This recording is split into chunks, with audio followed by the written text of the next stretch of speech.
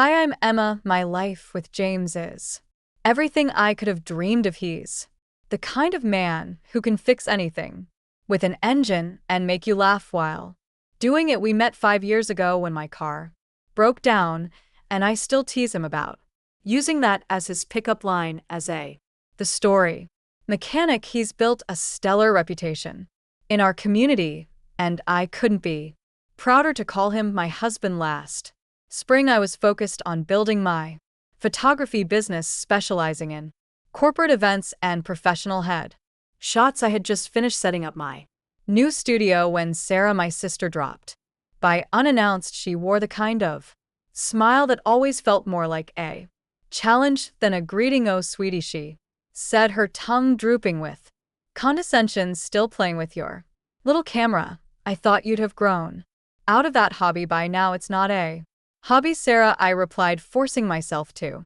stay calm. "I just landed the Thompson Industries account." Her eyes widened briefly before she masked her reaction. "Really? How interesting." Mark and I were just talking about how vital image is in the professional world. I should have known she was plotting something. A week later, my biggest potential client canceled their contract without explanation. Pamela, my best friend since college and an HR manager at Thompson Industries, filled in the blanks. "Your sister Pamela," said, her voice brimming with anger, "contacted our marketing team. She raised ethical concerns about hiring family members for professional services, and even showed them some amateur photos, claiming they were your work." I gripped my coffee mug tightly, my hands shaking.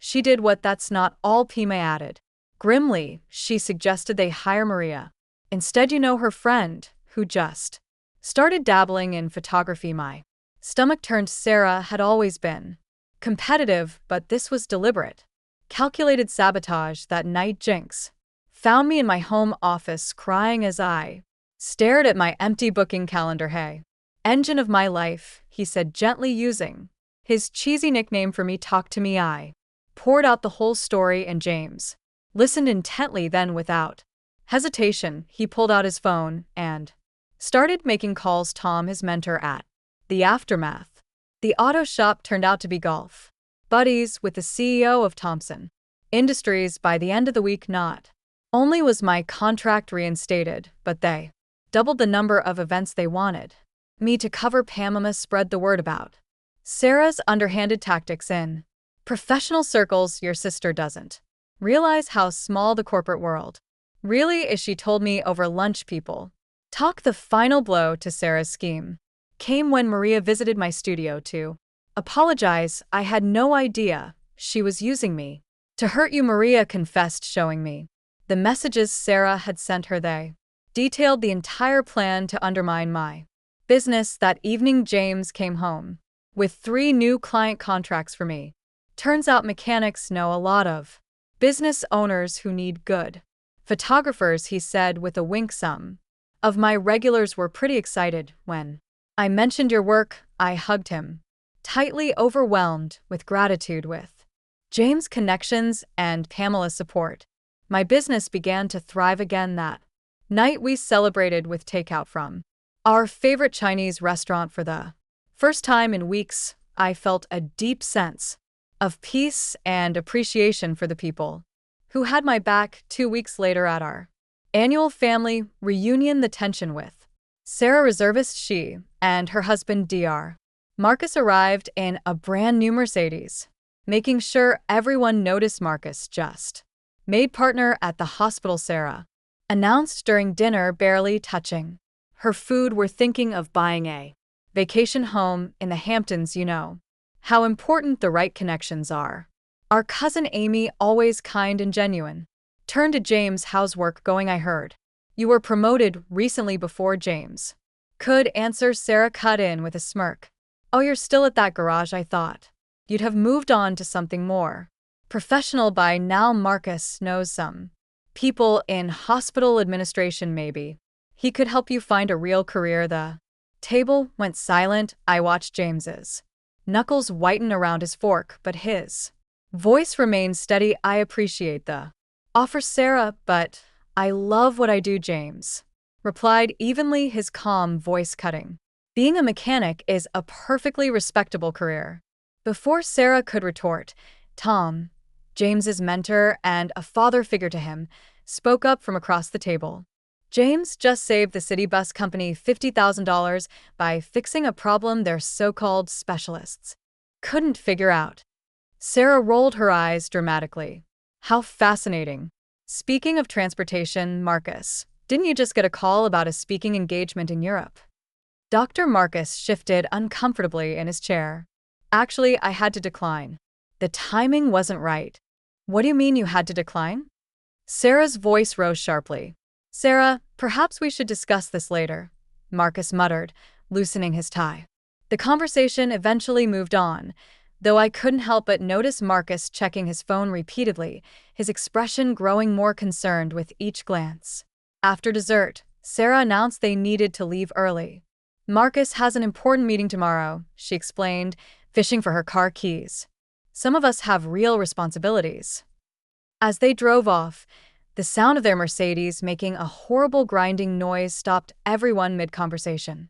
Moments later, it rolled to a halt halfway down the driveway. This is ridiculous. Sarah's voice carried back to the house. Marcus, call our dealer right now. They're closed, Sarah.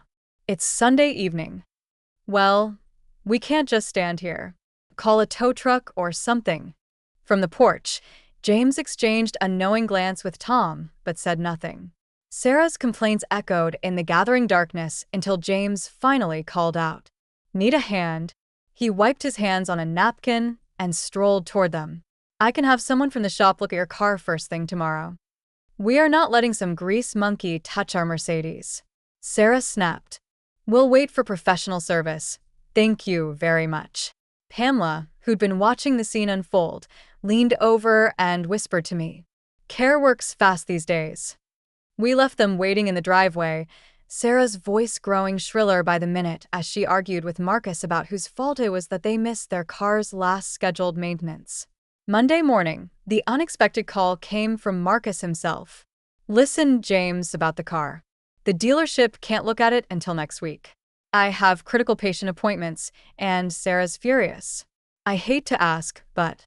I'll take care of it, James interrupted, his voice neutral. Have it towed to the shop. An hour later, Sarah stormed into Tom's auto shop as though she owned the place. This is completely unacceptable. Do you even know how much this car costs? More than you can afford, apparently. Maria chimed in from the waiting area. She brought her own car in for service and was watching the scene unfold with amusement. James emerged from under the Mercedes, wiping his hands and holding a tablet. Your transmission has major issues and your brake lines are severely corroded. When's the last time you had it serviced? That's impossible. Sarah scoffed. Marcus handles all that. Actually, Marcus stepped forward hesitantly. I've been meaning to tell you. We've had to postpone some maintenance. The hospital's been making cuts, and with the new house payments. What are you talking about? Sarah's voice was incredulous. You're a doctor. You're a partner at the hospital. Not exactly, Marcus admitted, loosening his tie again. I was passed over for partner. The speaking engagement in Europe, it was a job interview. Sarah went silent, her face drained of color. We're in trouble. This is ridiculous, she spat. We'll just buy a new car. With what money? Marcus's voice cracked. We're already maxed out. The house is mortgaged to the limit. You're spending. Don't you dare blame this on me, she snapped, turning on James. This is probably some scam. He's just a mechanic. Tom stepped out of his office, arms crossed. James is certified for high-end European vehicles. He's one of only 3 mechanics in the state with a specific Mercedes certification. But if you don't want our help… Sarah froze. Maria chimed in from the waiting area.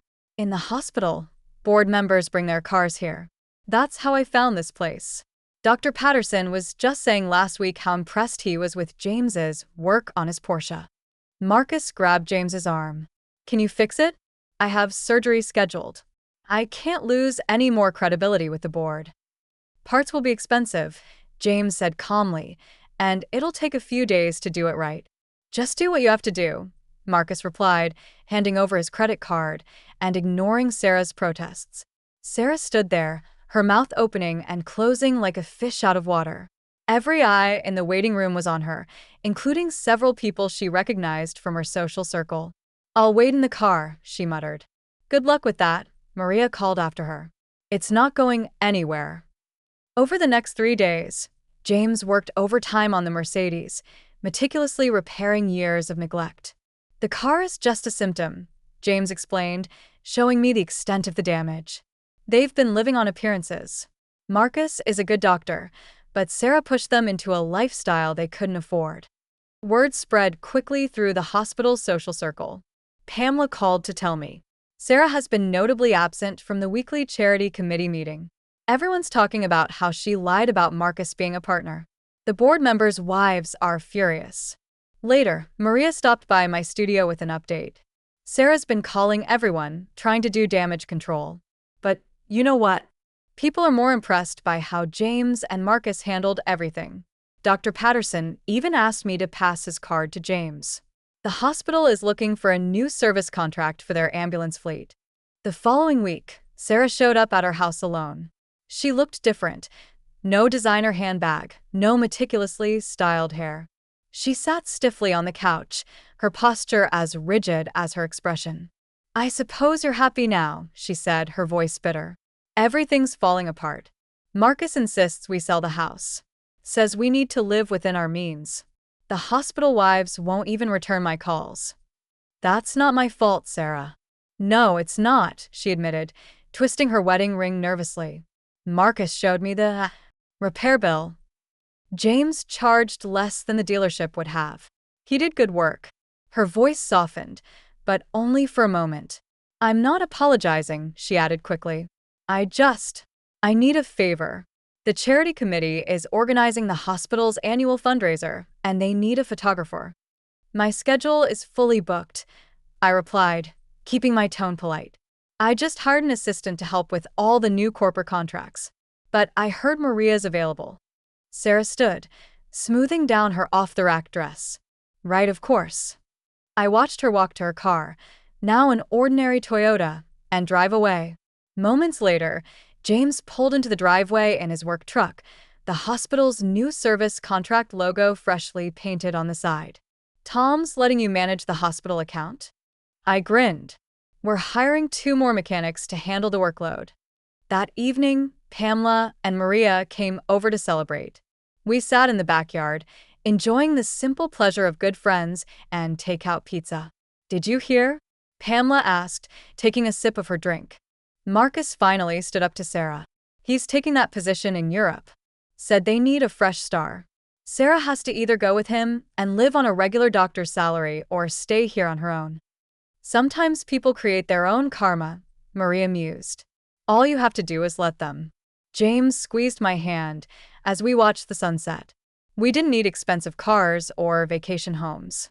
We had something far better: respect, honest work, and people who genuinely cared about us. In the end, that's what truly matters. Have you ever dealt with someone who looked down on your profession or life choices? How did you handle it? Share your stories in the comments below. I'd love to hear how you stood your ground and stayed true to yourself. Don't forget to like and subscribe for more inspiring stories like this one.